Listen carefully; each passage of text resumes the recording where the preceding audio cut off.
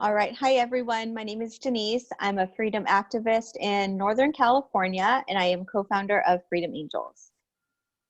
Hi guys, I'm Heidi. I'm another co-founder of Freedom Angels, and I live in the San Francisco Bay Area.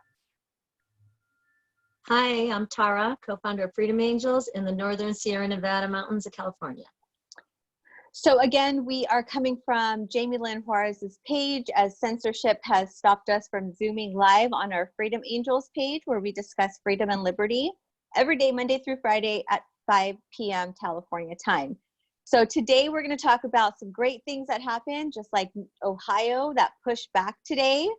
That was a great thing to see. Finally, states are starting to push back and say, no, we are not going to allow the local government to tell us that we cannot go outside, that our jobs are not essential, that we as humans are not essential in our everyday activity, which is amazing.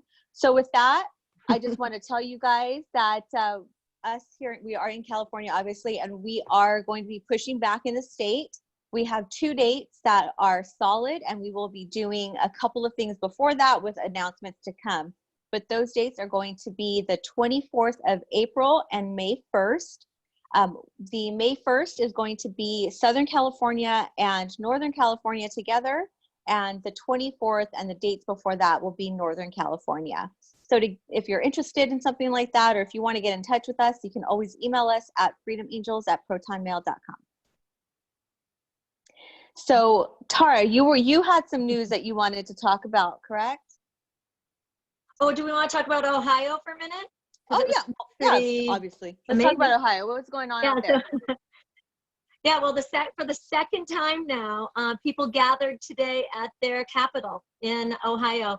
And, you know, there were so many they just chanted for a couple hours, and they had signs, and, they had interactions inside.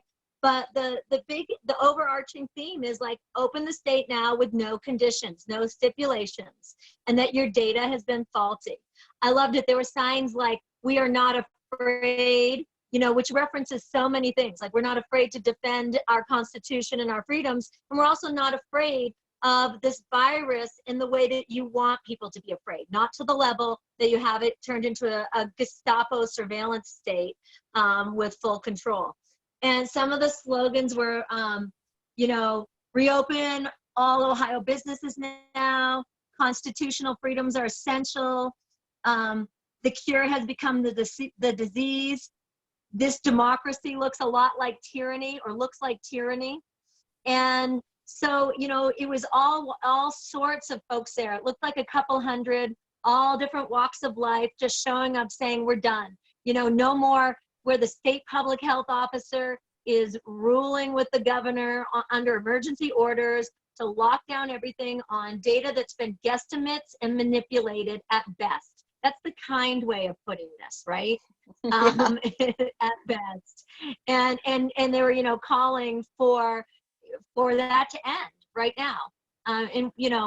It's something that needs to start happening in every single state, because as we've seen, and we can kind of segue into this right now, governors in California, Oregon, and Washington are forming together to form a regional pact for discussing a task force, or putting together a task force to start reopening the West. Governors in the East, led by New York Cuomo, with New Jersey, Murphy of New Jersey and Lamont of Connecticut, including Pennsylvania, Massachusetts, and Delaware, and Rhode Island, have all formed a regional East Coast pact too. And they're all these governors, they're saying, we're going to open this using experts and data and facts and science, and not politics, which is literally the complete spin of, like, the opposite of what they are all doing. We all know that this is, been all about politics. They're also talking about, came out of, what did Cuomo say? They're going to do the goal is to open each state in a way that limits new outbreaks of coronavirus, and will include such things as contact tracing, treatment, and social distancing. Now, you know what that means. Contact tracing is the surveillance tracing. It's through the apps. and it requires widespread antibody testing to work.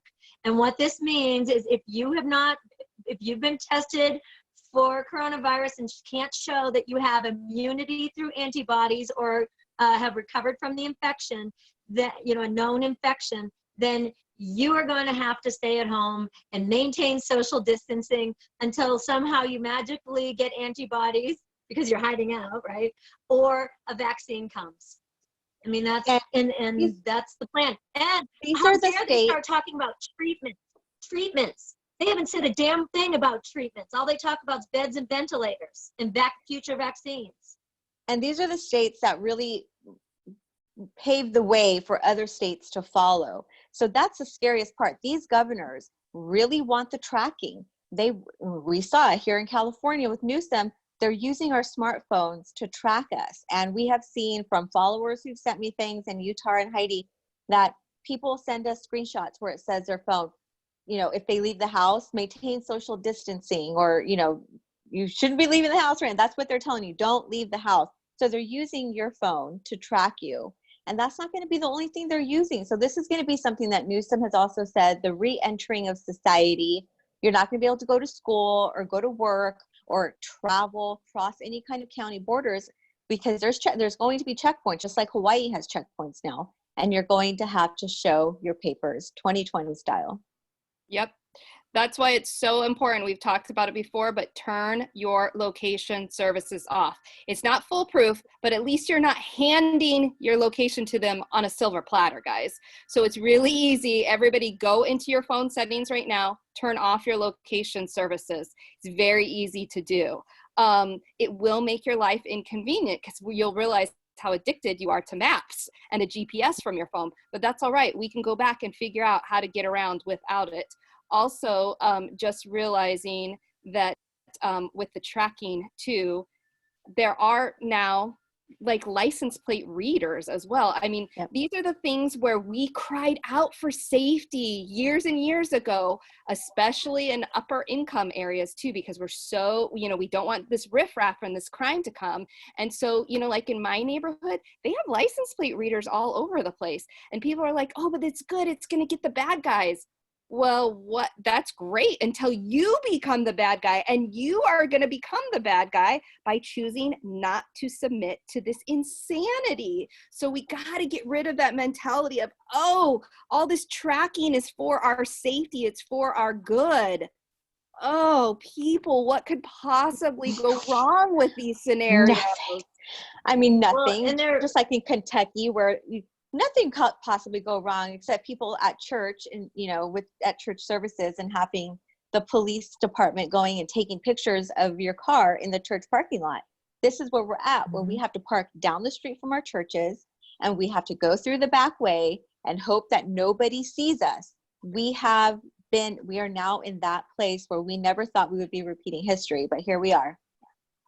Yeah, and someone said, yeah, and there's no more time. Yeah. I mean, it's happening now. And leave your even phone. in we got what? I was just going to pop in real fast and say, and yes, leave your phone at home if you can. What I foresee that they're going to do to us, because we're so used to our convenience, is they're going to start shutting down our access to social media unless we turn our location services on. That's where I see this going. And that's the way why, again, I'll just address this right now. Yes, we've gotten thousands and thousands of emails from you guys. And because we care about security and safety, and we just don't want to upload all this information into some database that's then going to become compromised, it's really sitting in an email right now. We've gotten your stuff. More than anything, you guys need to be setting up secure emails through Proton Mail. But even if you send us through Gmail or other things, it's fine. It's in our account. Please know we are working on a way to get back to you, but we're trying to be really, really smart about that. So I know people are commenting, oh my gosh, we've emailed you, we've emailed you. We have thousands and thousands and thousands of emails to go through. But it's really important that we have this way, because we're planning, because we can see where this is going. They are going to cut off our communication. And that's what we've been working on, is strategizing of how to transcend when that happens. Sorry, go ahead, Tara. Well, I was just going to add that they're stress testing this in different ways in different states. Like in New Mexico, we just got word that someone this weekend, they've been getting their daily updates from the governor like 3 times a day, like, hey, practice social distancing through text. But one person reported to us that this weekend he left his home and he got a text telling him that he was 2 miles outside of his home radius and to remember to practice social distancing. So again, this is stress testing, but I think the most important thing to know is that this is going down now, fast and hard. You know, no one can maintain not working any longer. The society needs to keep functioning. And these task forces that the governors have put together in the East and the West, and the president who's putting together his economic recovery task force or his economic task force to reopen America, which he's going to talk about tomorrow, they are basically going head to head with each other. We have a situation here, much like the governors who became sanctuary states and fought the president. It's the same thing where they would call out, you know, do anti-ICE protests and call for sanctuary states. The governors and mayors of certain cities are lining up in the same exact manner as they did with that against the president and other governors in states right now, or mayors in other counties within those states, to battle on this, what the way forward is going to look like, what the opening is going to look like. And we could tell you that anything tied to contact tracing and widespread testing, it has to be fought tooth and nail, because that's Gates's plan, that's Fauci's plan for full control, for full surveillance state. Oops. Did we just get interrupted? I'm fine. Okay, good. So again, this is why these pushbacks like in Ohio are so important. Our friends in Arizona have something planned for April 20th, is it? Is that the day? We'll share it. You know, we've got the 24th and the 1st coming up, but something also ahead of that. But it's so important to get these messages out, because the people that they're tasking in these task forces, again, are the state public health officers.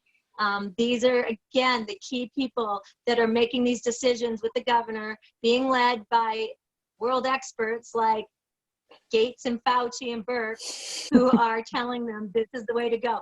And again, I can't believe they're talking about treatment. They have not once talked about treatment, because all they talk about is beds, PPEs, and ventilators. Ventilators are not treatments or therapeutics. They are, you know, palliative supportive care at late stage. And so again, Heidi, you want to jump in on that? Oh, well, yeah, I mean, we do have quite a few viewers right now through Jamie's profile. So thank you, Jamie. We might be hitting some. Oh, thanks, Jamie. I know, thank you. Some new viewers because of it. So yeah, basically medicine, end of life care, beginning of life care, all of it is being politicized right now. Now is a time where, oh my gosh, not only are people freaking out that they're going to get the coronavirus, but what about the people that are having to give birth right now in hospitals? Of course, my preference would be for everybody to have a home birth, but that's not an option for everybody right now. So what are we doing for the moms that are in giving birth by themselves right now? And what are we doing for those that are in hospitals dying alone right now too? And they're not necessarily dying of COVID. They could be in there for 100 other reasons that they're, you know, at end of life. And this is the time where what we're doing matters so much. We need to be pushing back and making sure that we have advocates to be in there, because when they're allowed to run amok by themselves with nobody watching them, no oversight, meaning from an advocate, from a family member, we don't know, like the ventilators, like what the oxygen stat levels are actually, what their heart rate monitor actually says. And, you know, you have to be informed even by phone. Patients do still have a right. And this is something that I learned this weekend, helping a family that was trapped in a hospital. There's a patient's right that no matter what hospital you're in, and they have to provide you with test results. They cannot refuse that. So even though you're at home on the phone, you can still insist that they show you the level, you know, the blood work that comes back, the oxygen reading, you know, whatever it is, so that you can make informed decisions. We're seeing over and over again that the ventilators are being used incorrectly, and they're actually killing more people than they're helping people That's something also that we need to be aware of. That's why the pushback is so important right now. I am seeing so many people who want to stay home, just abide by the laws and you're going to be fine. And if things aren't fine, then we protest. But to clear that up, we have a very small window of time to push back and to stand and hold the line against what's happening, because we've already had so many of our rights removed that it's going to be really hard to get back to a place that we were before, if we even can. So to sit back in your house and to just allow these things to happen for the greater good. Are you going to do this next season when it comes back? Because it will come back. So this is where we need people to start holding the line. And this means showing up. When we go out there on the streets on the 24th, on May 1st, and any other days before that, we need people to come with us and hold the line, say, our jobs are essential. Our families are essential. And you guys should not be getting paid if our families here are lined up waiting for food to be handed out, or we can't go to the parks, or we have to wear masks when we go outside, even though we're healthy. So the pushback isn't going to be, a protest where we're at the Capitol, and it's not going to be a fun rally. This is going to be real serious, boots on the ground. You are not going to do this to us anymore. Because when somebody like Governor Newsom gets that kind of power, do they really want to give it back? No. Just like after the Patriot Act, guys, we begged and pleaded after 9/11 for the Patriot Act. And then, as Tara said, the stress test, they tested us. We complied. We complied with the TSA. The TSA was only supposed to be temporary, guys. And now here we are, 19 years later, taking off our shoes, naked microwave screening, anybody who walks through that radiation machine. No, you do not do that. That would all collapse if we all said, no, we refuse to go through the naked microwave radiation machine. It would all collapse. But no, we're begging for this kind of stuff. So this is our proof of what we've already done, guys. And they're going to continue with this, meaning the ankle, I'm holding my wrist, the wrist bracelets. They will put ankle bracelets. They're using your phones. And so that's why we have to push back on this tracking. Tara, what do you think?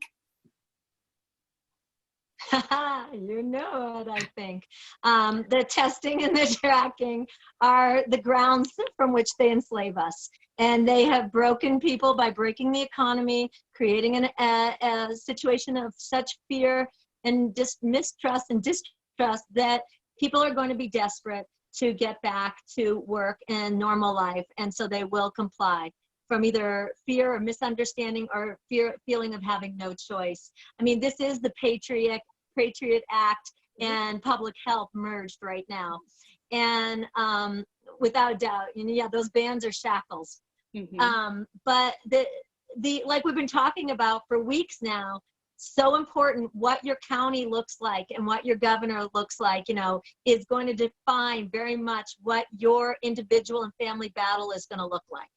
Because there are some counties who the county people in the positions of management, from law enforcement to public health to regulatory agencies and state business groups and elected officials, don't want this, don't want to go down this path.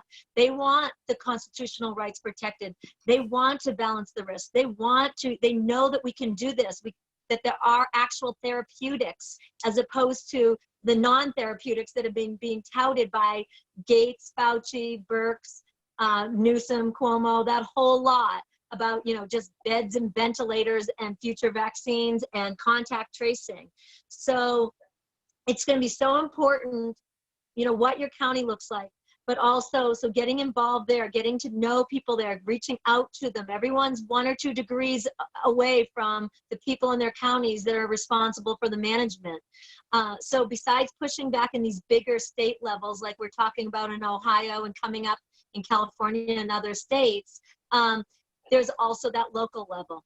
And then on social media, there are ways that we can help. We need to send messages out to the president, to other people that are allied, showing that Gates and Fauci, essentially have a plan, and that their plan isn't for the health and well-being of humanity, and it isn't to protect constitutional rights and sovereignty safety or freedoms. So one of the things that we're going to put a link up to is starting tomorrow at noon Pacific time, 3 o'clock East Coast time, there'll be a daily call that everyone can get on, and there'll be a link. Anyone can get on it to learn about Twitter really quickly and find exactly what they should be jumping into, what conversations they should be jumping into to help telegraph the message to the president or other powers that be that can help support the tone of where we want this country to go and what we will not tolerate.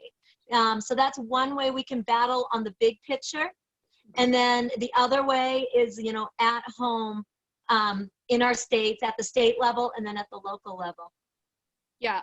And I just want to say, I was one of those people who was scared of Twitter. Like, it's weird, it's confusing, it's not intuitive.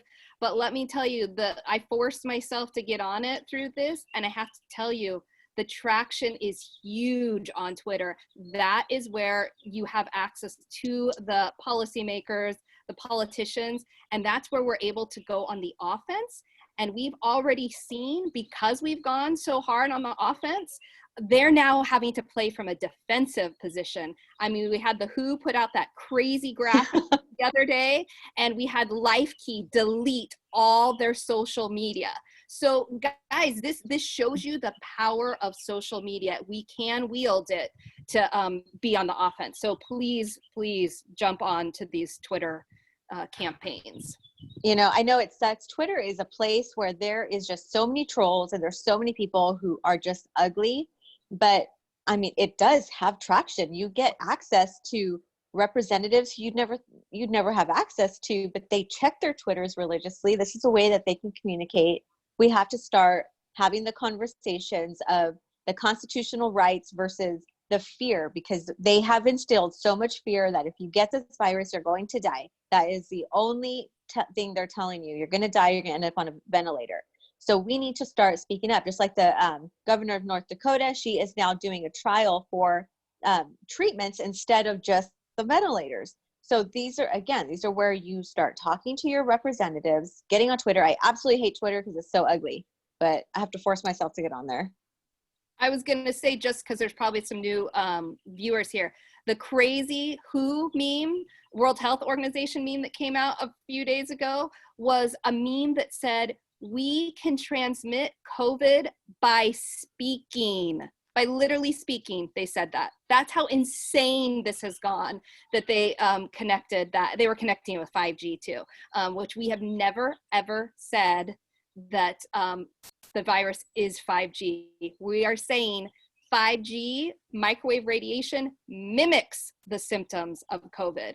That's what we've said. But the point is, they now have taken it so far that what we can speak viruses into existence and into other people's lives. That's what the WHO put out. Today I saw that it can live on the bottom of your shoes for 13 steps or something like that. Like, we need to take a step back and really look at the information that mainstream media is giving us, because it's full of fear without factual information. And more than anything, we absolutely cannot allow the premise that our participation in society is conditional upon our health status and our antibodies for for any virus or anything, without doubt. Like, that is the grounds to battle on. And that's the grounds of our enslavement, and it's tied directly to contact tracing. They'll say, oh, contact tracing is what we always do when there's an outbreak of measles or something. And we do it by, investigative, person-to-person investigative stuff. And this is just taking it to another level through technology that's just so wonderful. That's how they'll frame it. But it is straight up the Orwellian nightmare. It's the way to track and trace you and to keep you from participating in society unless you are compliant with their conditions, and their conditions are tyrannical and the complete opposite. And we should also talk about, if we have some new viewers, that we talk a lot about what actually is the therapeutics and treatments to help people prevent or heal from coronavirus. I mean, we're not doctors and we're not prescribing something, but what we do know from what we've been told and what we've read and everything that we see and everything that we do know is that there are ways to keep your immune system healthy through vitamin C, D, those things. But for treatments, it kind of goes like this. This is what the tone we're hearing is that at first point of contact at your doctor's office or at the ER, not being admitted into a hospital, the people need to be able to access hydroxychloroquine, and IV vitamin C. And then, because it seems like the treatments, they're like we were talking about before, this isn't about a virus so much that affects your lungs. I mean, it does, but it's really more about your blood. That the iron is losing its ion, and so the red blood cell can't transport oxygen. And what they're finding is things like if you can't prevent it or treat it at home, which most people can with hydroxychloroquine, Z-Paks, zinc sulfate, IV vitamin C and D. If you can't, and it advances all the way to the level of the hospital, that the patient needs to be getting blood transfusions to have healthier red blood cells. There needs to be high flow oxygen cannulas. Do not do ventilators. Don't do ventilators even if, sorry guys, hang on a second. Sorry. Don't do, do ventilators even if your blood oxygen saturation is at 70 or 80%. Wait until the person can't breathe, because the ventilators are actually injuring people. There's more to it than this. I mean, it's rotating people while they're laying in bed so the fluids don't build up in their lungs, being really careful with the amount of IV fluids so you don't add more fluids to the lungs, going on higher dose antibiotics to like cefepime to drop the viral load. There are what we're saying really is there's therapeutics, there's hope, there's ways to recover and not advance to the level of the hospital. There's ways to come out of the hospital alive instead of being just basically thrown to the wolves with no treatments until you're so bad that you end up in the hospital and on a ventilator, which has been proven to be almost like actually killing people more than anything. I mean, honestly.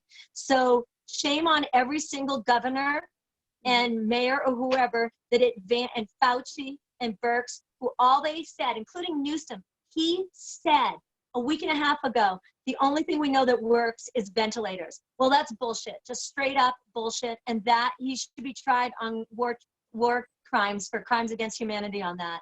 That is what they should all go down on, is they should, the collateral damage to our economy and our society and to every single person that has died from COVID because they have not been given the best path or course of actual treatment to recover them or prevent it. Mm-hmm. Yeah. All right, Heidi, what time are we at? Denise has this inner knowing. We're at 30 minutes right now. I like to keep it, keep it consistent. Every day, like I said, Monday through Friday at 5 p.m. California time, we have a 30-minute quick chat on what's going on with freedom and liberty across the nation. And again, we have calls to action coming out on the 25th of April and May 1st. We will have a flyer out. 24th. Oh, I'm sorry, 24th. And we will have a flyer out for you guys to share. Please, share this video, have a watch party, and we also have a YouTube channel under Freedom Angels, so that way you can look back at all of our past videos. Thank you so much for watching. Thank you, ladies, for the talk. I wanted to make sure too. Telegram, guys, we're on Telegram. We have a channel. Telegram. Please subscribe to Telegram. We need to make sure that all of our platforms are saturated. As each one gets censored, we have to move all around. Moms, they know plan A, B, C, and D about how to get the information out. You guys already see how crazy this is. We're having to stream through another friend's account. You're not going to know who we're going to pop up with tomorrow because we don't know. We filed complaints with all the powers that be to try and get back to our account. But all that to say, that's why it's so important you subscribe to our YouTube, to our Facebook, to our Instagram, to our Telegram, and you email us at freedomangels@protonmail.com. Yes. That's it. All right. Well, And thank Twitter, you guys for listening. sign up. Like if you don't have a Twitter account, well, don't forget Twitter. If you have a Twitter account, put all get of one our tonight handles. and get one. Yeah, we'll put all our handles in the And watch for comments. Twitter though, because But I mean, everybody sign up for a Twitter account, because we're going to put the post that you can jump in tomorrow at noon Pacific time and get active with the Army, like create a swarm, and let's like help telegraph the message to the way we want this to go. All right, guys. Well, thank you, ladies. I will talk to you tomorrow. Bye. Bye.